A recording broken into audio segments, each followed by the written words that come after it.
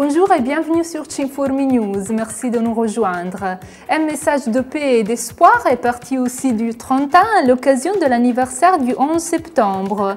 Plusieurs personnes de religions et cultures différentes se sont rencontrées pour commémorer ces événements tragiques, mais aussi pour réfléchir et alimenter une confrontation sincère entre peuples et religions.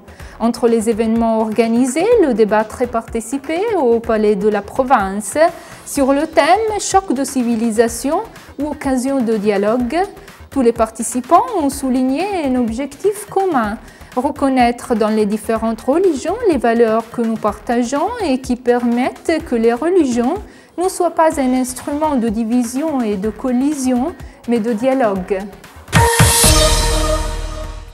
Un concert de la bande hispanique argentine Otros Aires a été organisé à Trento dimanche 25 septembre.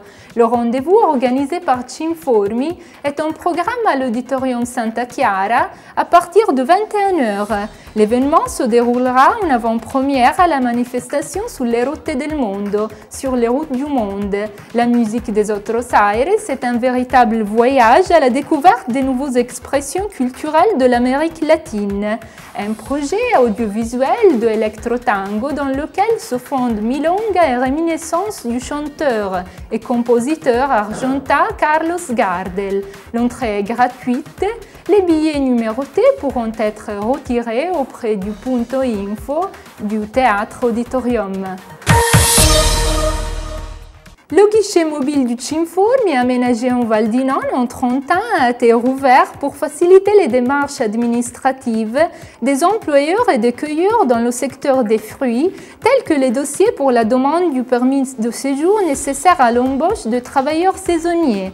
Le guichet mobile est organisé en collaboration avec Poste Italiane et les associations des travailleurs.